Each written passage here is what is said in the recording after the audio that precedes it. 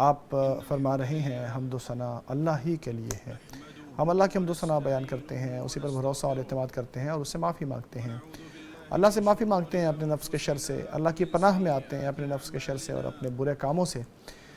جسے اللہ تعالیٰ ہدایت عطا فرما دے اسے کوئی گمراہ نہیں کر سکتا، اور جسے وہ گمراہ کر دے اسے کوئی ہدایت نہیں دے سکتا۔ میں گواہی دیتا ہوں کہ اللہ رب العالمین کے سوا کوئی الہ نہیں ہے، وہ وحدہ لا شریک ہے۔ میں یہ بھی گواہی دیتا ہوں کہ ہمارے نبی، ہمارے سردار محمد صلی اللہ علیہ وسلم اللہ کے بندے اور رسول ہیں۔ اے لوگو جو ایمان لائے ہو، اللہ سے ڈرو اور ایسے ڈرو جیسے اسے ڈرنے کا حق ہے۔ تم کو موت کا وقت اسی حال میں آئے کہ تم مسلمان ہو۔ اے لوگو اللہ سے ڈرو، اپنے رب سے ڈرو جس نے تمہیں ایک نفس سے پیدا کیا ہے اور اسی میں سے اس کی بیوی کو بنایا ہے، اور پھر ان دونوں میں سے بہت سے مرد اور بہت سی عورتیں دنیا میں پھیلا دیے۔ اللہ سے ڈرو جس کا واسطہ دے کر تم ایک دوسرے سے اپنا حق مانگتے ہو، اور رشتہ داری کے تعلق کو خراب کرنے سے بھی ڈرو۔ اللہ سے ڈرو، اللہ تمہارا نگران ہے۔ اے لوگو جو ایمان لائے ہو، اللہ سے ڈرو۔ اے لوگو جو ایمان لائے ہو، اللہ سے ڈرو اور سیدھی اور صاف بات کیا کرو۔ وہ تمہارے اعمال کو سدھار دے گا اور تمہارے گناہوں کو بخش دے گا۔ اور جس نے اللہ اور اس کے رسول کی فرما برداری کر لی تو اس نے بہت بڑی کامیابی حاصل کر لی۔ اس کے بعد میں اپنے آپ کو اور آپ سب کو اللہ سے ڈرنے کی نصیحت کرتا ہوں، جو کہ انسان کے اندرونی حصے اور دل کو بہتر کرنے کا سب سے بڑا ہتھیار ہے، اور ظاہری حصے کو بھی سدھارنے کا بہترین ذریعہ ہے۔ یہ بڑی فضیلت ہے، بہترین ذریعہ ہے۔ دیکھیے، حج مقرر کردہ مہینوں میں ہوتا ہے۔ جو ان میں حج کرنے کے لیے آئے وہ نہ کوئی جھگڑا کرے، نہ کوئی گناہ کرے اور نہ کوئی گناہ کی بات کرے۔ جو بھلائی کا کام کرے گا اللہ اس کو جانتا ہے۔ ہاں، زاد راہ لے کے جاؤ، کیونکہ بہترین زاد راہ تقوی ہے۔ اور مجھ سے ڈرو اے سمجھدار لوگو، اے ایمانی بھائیوں۔ دیکھو، اللہ تبارک و تعالیٰ نے جو اپنی کتاب میں مختلف واقعات انبیاء علیہ السلام کے نازل فرمائے ہیں، یہ بڑی سچی خبریں ہیں۔ اس میں ایسی عبرتیں اور ایسے سبق ملتے ہیں کہ جن کو دیکھ کر واقعی ہمیں بہت دنیا میں بہترین نمونہ ملتا ہے۔ یہ کوئی ایسی خبریں نہیں تھی جو گھڑ کے لوگوں کو بتا دی گئی، بلکہ یہ واقعی لوگوں کے لیے عبرت اور لوگوں کے لیے تفصیل بیان کرنے والی چیز ہے۔ دیکھیے، ان واقعات میں سے جو قرآن کریم میں آئے ہیں، ان خبروں میں جو اللہ تبارک و تعالیٰ کی طرف سے آئے ہیں، ان میں یہ بھی شامل ہے جو ابراہیم علیہ السلام کے حوالے سے خبر آئی ہے یا باتیں آئی ہیں قرآن کریم میں۔ آپ صلی اللہ علیہ وسلم پر اور حضرت ابراہیم علیہ السلام پر رحمتیں ہوں۔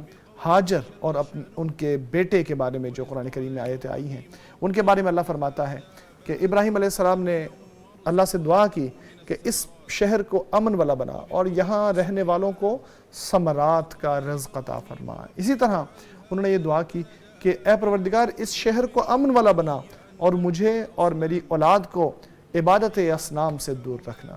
جب ان دونوں کو اللہ تبارک و تعالیٰ کے حکم کے مطابق اس وادی میں چھوڑ کے جا رہے تھے کہ جس میں دیکھ کر، اس بے آبادی کو دیکھ کر انسان کو ڈر آتا تھا، قرآن کریم نے جو منظر کشی کی ہے، اس حوالے سے بخاری علیہ رحمۃ اللہ نے حدیث روایت کی ہے کہ جب ابراہیم علیہ السلام ہاجر اور ان کے بیٹے جو کہ دودھ پیتے بچے تھے، اللہ تبارک و تعالیٰ کا حکم کا مانتے ہوئے وہ مکہ مکرمہ چلے گئے، تو انہوں نے بیت اللہ کے مقام پر ان کو وہاں پر چھوڑ دیا۔ اس وقت مکہ میں کوئی پانی نہیں تھا اور کوئی شخص نہیں تھا۔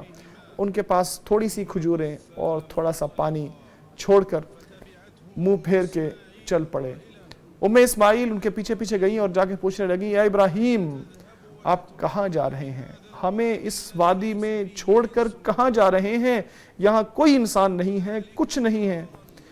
وہ بار بار ان سے یہ کہتی رہیں، لیکن وہ مڑ کر نہیں دیکھتے تھے۔ پھر بالآخر انہوں نے یہ کہا کہ کیا اللہ نے آپ کو اس چیز کا حکم دیا ہے؟ انہوں نے کہا جی ہاں۔ پھر انہوں نے کہا کہ اچھا، پھر اللہ ہمیں کبھی رسوا نہیں کرے گا۔ یہ سن کر وہ واپس آ گئی، وہ مکہ مکرمہ واپس آ گئیں اور ابراہیم علیہ السلام وہاں سے دور ہو گئے،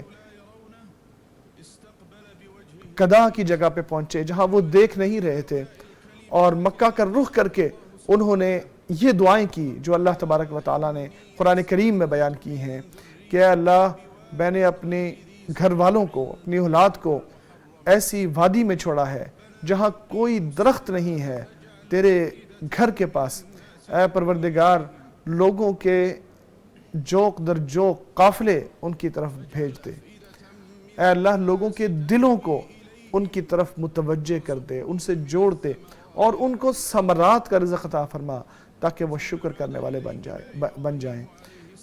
پھر ابراہیم علیہ السلام ایک عرصے کے بعد واپس آئے جب ان کا بیٹا جوان ہو چکا تھا۔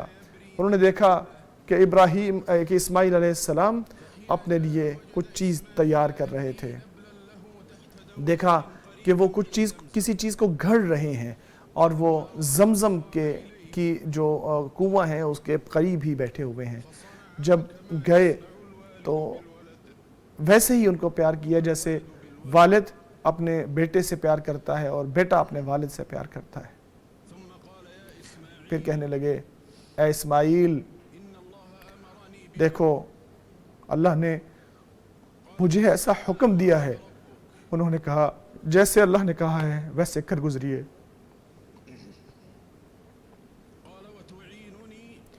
کہنے لگے میری مدد کرو گے؟ کہتے جی میں مدد کروں گا۔ کہنے لگے دیکھو اللہ نے مجھے حکم دیا ہے کہ میں یہاں ایک گھر بناؤں، اور ایک جگہ پر اشارہ کیا جہاں پہ تھوڑی سی اونچی جگہ تھی، باقی زمین کی نسبت ذرا بلند تھی۔ پھر دونوں نے مل کے وہاں گھر بنانا شروع کیا۔ ابراہیم علیہ السلام بناتے، اسماعیل علیہ السلام پتھر جمع کر کر کے لاتے، جیسے اللہ تعالیٰ نے قرآن کریم میں فرمایا کہ وہ کہہ رہے تھے پروردگار ہم سے قبول کر لے تو سننے والا اور جاننے والا ہے۔ اللہ کی رحمتیں ہوں ان پر بھی اور ہمارے نبی محمد صلی اللہ علیہ وسلم پر بھی۔ یہ وہ واقعہ ہے کہ جن میں اللہ پر ایمان کے معنی ہمیں نظر آتے ہیں، جن میں اللہ کے سامنے سر تسلیم خم کرنے کی اعلیٰ مثال ہمیں نظر آتی ہے۔ جیسا پہلا موقف ہمیں نظر آتا ہے، پہلا مشہد یا پہلا سین ہمیں نظر آتا ہے اس واقعے کا۔ دیکھیں ابراہیم علیہ السلام کیسے اللہ کے سامنے سرنڈر کرتے ہیں، کیسا پہاڑوں جیسا ایمان لے کر آئے تھے، ایسا ایمان کہ جس میں دل میں آنے والے وسوسے کچھ نہیں اس ایمان کا بگاڑ سکتے۔ کیسے وہ اللہ کے حکم کے سامنے سر تسلیم خم کرتے ہیں اور ہاجر کو وہاں چھوڑ کر چلے جاتے ہیں اطمینان بھرے دل کے ساتھ، اطمینان بھرے دل کے ساتھ اور اللہ پر مکمل بھروسے کے ساتھ۔ یہ اللہ تبارک و تعالیٰ کی طرف سے ایک ابتدائی چیز تھی جس کے بعد انہوں نے اللہ تعالیٰ نے ابراہیم علیہ السلام کو یہ حکم دینا تھا کہ یہاں پہ اللہ کا گھر بنایا جائے، جو ابراہیم اور اسماعیل دونوں نے اس کو سر انجام دینا تھا۔ پھر اللہ تعالیٰ نے اس گھر کو لوگوں کے آنے کی، لوگوں کے رہنے کی جگہ بنا دی، توحید کا ایک مرکز بنا دیا اور ایک علامت بنا دیا کہ یہ اخلاص کی علامت ہے، اور لوگوں کے دلوں کو بیت اللہ سے جوڑ دیا اور وہاں رہنے والوں کو ثمرات کا رزق دیا تاکہ وہ شکر کریں، کیونکہ اللہ تبارک و تعالیٰ نے حضرت ابراہیم علیہ السلام کی ان دعاؤں کو قبول کر لیا تھا جو ابراہیم علیہ السلام نے وہاں پہ کی تھی۔ پھر سال کے سال گزر جاتے ہیں اور صدیوں کی صدیاں گزر جاتی ہیں، لیکن ابراہیم علیہ السلام کی وہ دعا، ابراہیم علیہ السلام کی وہ اذان، وہ پکار پوری دنیا میں گونجتی رہتی ہے کہ آپ لوگوں کو پکاریے، لوگ چلتے بھی آ جائیں گے اور کئی سواریوں پر مختلف جگہوں سے، دور دراز کے علاقوں سے آ جائیں گے، اپنے کچھ فوائد سمیٹنے کے لیے آئیں گے اور اپنے مناسک ادا کرنے کے لیے آئیں گے، بیت اللہ کا طواف کرنے کے لیے آئیں گے، یہ اس مقدس گھر کی طرف آ جائیں گے اور یہاں سکینت اور ایمان کے بادل انہیں اپنی جو چھاؤں ہے اس میں رکھیں گے۔ اللہ نے فرمایا دیکھو ہم نے اس گھر کو لوگوں کے لیے گہوارہ بنایا ہے، اور ہم نے یہ کہا ہے کہ ابراہیم علیہ السلام کے کی جگہ کو نماز گاہ بنا دو، اور کہا کہ ہم نے ابراہیم اور اسماعیل کو یہ حکم دیا تھا کہ میرے گھر کو پاک کر لو نماز پڑھنے والوں کے لیے، رکوع کرنے والوں کے لیے، اعتکاف کرنے والوں کے لیے اور سجود کرنے والوں کے لیے۔ اللہ مجھے اور آپ کو قرآن کریم کے ذریعے استفادہ حاصل کرنے کی توفیق عطا فرمائے، نبی اکرم صلی اللہ علیہ وسلم کی فرمودات سے مستفید فرمائے۔ میں اسی پر اکتفا کرتا ہوں اپنے لیے اور آپ کے لیے۔ میں اللہ سے معافی مانگتا ہوں اپنے لیے اور آپ کے لیے، یقیناً وہ معاف کرنے والا اور رحم کرنے والا۔ حمد و ثنا اللہ ہی کے لیے ہے، وہی ہے کہ جو ہمیشہ سے انعام دینے والا ہے یا مہربانیاں کرنے والا ہے اور احسانات کرنے والا ہے، بہت نوازنے والا ہے، بہت نعمتیں عطا فرمانے والا ہے۔ وہ اس کا اپنی کرم نوازی فرما کر ہمیں بہت دینے والا ہے، ہماری تمنا سے بھی بڑھ کر ہمیں دینے والا ہے۔ جو اس نے ہمیں دیا ہے وہ ہماری استحقاق سے کہیں زیادہ ہے۔ اس نے رات اور دن کو ہمارے لیے مسخر کیا ہے، اور جو کچھ ہم نے مانگا اللہ نے ہمیں عطا فرمایا ہے۔ اللہ کی رحمتیں ہوں اور سلامتیاں ہوں اللہ کے آخری نبی اور رسول، اللہ تبارک و تعالیٰ کا پیغام پہنچانے والے آپ صلی اللہ علیہ وسلم پر اللہ کی رحمتیں ہوں، برکتیں ہوں، آپ صلی اللہ علیہ وسلم کے صحابہ کرام پر، تابعین پر ایسی سلامتی اور ایسی رحمت جو قیامت تک مسلسل جاری رہے۔ اس کے بعد اے امت اسلام، اس واقعے سے ملنے والے ہمیں جو سبق ہیں ان میں یہ بھی شامل ہے کہ نبی اکرم صلی اللہ علیہ وسلم نے ان دعاؤں کا ذکر کرتے ہوئے یہ فرمایا ہے یا بتایا ہے کہ حضرت ابراہیم علیہ السلام کے اندر کیسی ایمانی روح تھی کہ وہ اللہ کے سامنے کیسے جھک گئے، اللہ کی بندگی کیسے انہوں نے بجا لائی، کیسے انہوں نے اللہ تبارک و تعالیٰ سے دعا کی کہ ان کو توحید عطا فرما دے، شرک سے محفوظ کر لے۔ ایسے سوال کر رہے تھے جیسے انسان شرک سے بالکل بیزار ہو اور اپنی اولاد کے لیے شرک سے دوری مانگتا ہو۔ کہہ رہے تھے کیا پروردگار مجھے اور میری اولاد کو شرک سے بچا لے، کیونکہ بہت سارے لوگوں کو اس شرک نے گمراہ کر دیا ہے۔ جو میری بات مانے گا وہ تو میرا ہے، اور جو میری بات نہیں مانے گا تو معاف کرنے والا اور رحم کرنے والا ہے۔ پھر جب اللہ کے لیے گھر بنا رہے تھے، اللہ کا گھر تعمیر کر رہے تھے، تو دعا کر رہے تھے ایسے جیسے کوئی واقعی اللہ کے اوپر بھروسہ کرتے ہوئے دعا کرتا ہے، اللہ کے سامنے گریہ زاری کرتا ہے، اللہ کے سامنے اپنی ساری جو مرادیں ہیں وہ رکھتا ہے۔ اللہ کا فرمان ہے جب ابراہیم اور اسماعیل اس گھر کی بنیادیں اٹھا رہے تھے اور کہہ رہے تھے اے پروردگار ہم سے قبول فرما، یقیناً تو قبول فرمانے والا، سننے والا اور علم رکھنے والا ہے۔ اے پروردگار ہمیں اور ہماری نسل کو مسلمان بنا دے، ایک مسلمان امت بنا دے، ہمیں عبادت کا طریقہ بتا، ہماری توبہ قبول فرما، تو توبہ قبول فرمانے والا اور رحم کرنے والا ہے۔ اسی طرح ان کی شفقت بھی نظر آتی ہے کہ وہ اپنی اولاد کے ساتھ کیسے شفقت کرتے تھے، اہل ایمان کے ساتھ کیسی شفقت کرتے تھے، اہل ایمان جو بعد میں آنے والے تھے ان کے ساتھ وہ کیسی شفقت کرتے تھے کہ وہ بھی اللہ تبارک و تعالیٰ کے دین پر قائم ہوں۔ جیسے انہوں نے دعا کی کہ اے پروردگار میں نے اپنی اولاد کو ایک غیر آباد بیابا علاقے میں تیرے محرم گھر کے پاس چھوڑ کے آیا ہوں، اے اللہ تاکہ وہ نماز قائم کریں، اے اللہ ایسے لوگوں کے دلوں کو ان کی طرف پھیر دے اور ان کو رزق عطا فرما ثمرات کا، تاکہ وہ شکر کریں۔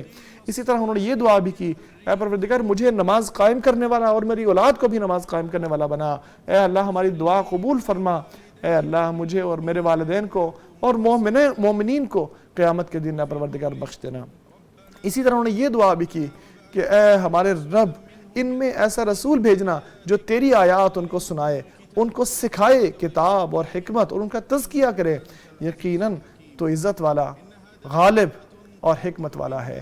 یہ وہ دعائیں ہیں جن میں اللہ کے ساتھ سچائی کی خوشبو پھوٹتی ہے، جس سے ہمیں معلوم ہوتا ہے کہ کیسے کوئی صدق دل سے اللہ سے کوئی چیز مانگتا ہے، کیسے کوئی مخلوق کے لیے خلوص اختیار کرتا ہے اور کیسے ان کے لیے دعائیں کرتا ہے۔ تو اے مومن مردوں اور مومنہ عورتوں، ان چیزوں کو اپنے ذہن میں حاضر کرو، خاص طور پر ان بابرکت دنوں میں کہ جب وقت بھی بہت زیادہ برکت والا ہے اور جگہ بھی بہت زیادہ مقام اور قدر والی ہے، کیونکہ یہ مہینہ اس میں دو فضیلتیں جمع ہو گئی ہیں۔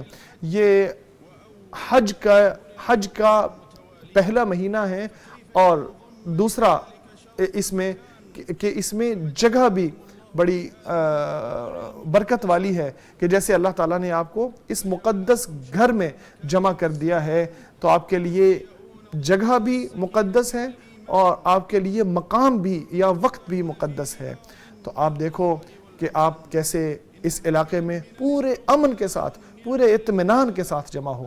یہ اللہ کی بڑی مہربانی ہے کہ جس کی وجہ سے ہمیں اللہ کی حمد و ثنا بیان کرنی چاہیے، اور اپنے حکمرانوں کے لیے خوب دعائیں کرنی چاہیے کہ اللہ ان کو توفیق عطا فرمائے، ان کو درست راستہ دکھائے، دنیا و آخرت میں ان کو بہت جزا عطا فرمائے۔ اے اللہ، جو کچھ وہ خدمت حجاج کے لیے، حرمین کی خدمت کے لیے کر رہے ہیں، مکہ اور مدینہ کی خدمت کے لیے کر رہے ہیں، یہاں آنے والوں کے لیے کر رہے ہیں، اس کی وجہ سے ان کو دنیا و آخرت میں بہت جزا عطا فرما۔ پھر اللہ کے بندو، درود و سلام بھیجو خیر الخلق اور سارے لوگوں کے سردار آپ صلی اللہ علیہ وسلم کا فرمان ہے، دیکھو جمعے کا دن تمہارا بہترین دن ہے، اس میں کثرت سے مجھ پر درود بھیجا کرو، کیونکہ تمہارا درود اور یا تمہاری جو سلام ہے وہ مجھے پیش کیا جاتا ہے۔ اے اللہ، اولین اور آخرین کے سردار، اور اپنی رحمت جو لوگوں کے لیے تو نے بنا کے بھیجی ہے ان پر درود بھیجنا اور ان پر رحمت نازل فرما۔ اے اللہ، جو صحابہ ہیں اور جو تابعین ہیں ان پر بھی رحمت نازل فرما۔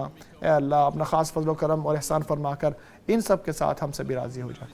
اے اللہ، اسلام اور مسلمانوں کو عزت عطا فرما۔ آئیے ناظرین، ہم بھی شامل ہو جائیں دعا میں۔ اے اللہ، اسلام اور مسلمانوں کو عزت عطا فرما دے۔ اے اللہ، اسلام اور مسلمانوں کو عزت عطا فرما دے، کفر اور کافروں کو رسوا کر دے۔ اے اللہ، اس ملک کو امن والا، سکون والا، برکت والا بنا دے۔ اے پروردگار عالم، اے اللہ، ایسی ہی برکتیں سارے اسلامی ممالک میں بھی پھیلا دے۔ اے اللہ، ہر جگہ مسلمانوں کے احوال درست فرما دے۔ اے اللہ، ہر جگہ مسلمانوں کے احوال درست فرما دے۔ اے اللہ، ہر جگہ اور ہر مقام پر مسلمانوں کے احوال درست فرما دے۔ اے اللہ، پریشانیاں اور مصیبتیں، تنگ حال مسلمانوں سے دور کر دے، اپنے اور ان کے دشمنوں کے خلاف ان کی مدد فرما، تو ہی طاقت اور عزت والا ہے۔ اے اللہ، اس ملک کی حفاظت فرما، جو حرمین کو اپنی گود میں لینے والی ہیں، اے اللہ اس کی حفاظت فرما۔ اے اللہ، چال بازوں کی چالیں اس سے دور کر دے۔ اے اللہ، مکاروں کی مکاریاں اس سے دور فرما دے۔ اے اللہ، ہم اس کے علماء کی حفاظت فرما، اس کے حکمرانوں کی حفاظت فرما۔ اے اللہ، اس کے حکمرانوں کی، اس کے علماء کی، اے اللہ اس کی کمائیوں کی، اس کے عقیدے کی، اس کے دین کی، اس کے ایمان کی، اے اللہ حفاظت فرما۔ اے اللہ، اس کی سرحدوں کی حفاظت فرما، اس کے فوجی جوانوں کی حفاظت فرما۔ اے اللہ، ہم تجھ سے تیرے اسماء حسنہ اور صفات علیہ کا واسطہ دے کر سوال کرتے ہیں کہ اس ملک کی حفاظت فرما۔ اے اللہ، سارے مسلمان ممالک کی حفاظت فرما، تو ہی کرم نوازی فرمانے والا ہے۔ اے اللہ، ہمارے حکمران خادم حرمین شریفین اور اس کے ولی عہد کو اپنی مہربانی فرما کر ان کی حفاظت فرما۔ اے اللہ، ان کی نگہبانی فرما۔ اے اللہ، ان کی مدد فرما۔ اے اللہ، ان کی ان کاموں میں مدد فرما، ان کو ان کاموں کی توفیق عطا فرما جن میں بھلائی ہے، جن میں فائدہ ہے، جن میں درستی ہے، اور جن میں مسلمانوں کے لیے، ملک اور قوم کے لیے بھلائیاں ہیں۔ اے اللہ، ہم تجھے اس خیر کا سوال کرتے ہیں تجھ سے جس کو تو جانتا ہے، اس شر سے تیری پناہ میں آتے ہیں جس کو تو جانتا ہے، اور ہم ان گناہوں سے معافی مانگتے ہیں جن کو تو جانتا ہے۔ اے پروردگار، ہمیں دنیا میں بھلائی دے اور آخرت میں بھلائی، اور ہمیں آگ کے عذاب سے بچا۔ اے اللہ کے بندو، اللہ سے دعا کرو، اللہ تبارک و تعالیٰ آپ کو بہت دینے والا ہے۔ پاک ہے رب عزت کا مالک ان باتوں سے جو لوگ بناتے ہیں۔ سلام ہے مرسلین پر، اور ہر طرح کی حمد و ثنا اللہ رب العالمین کے لیے ہے۔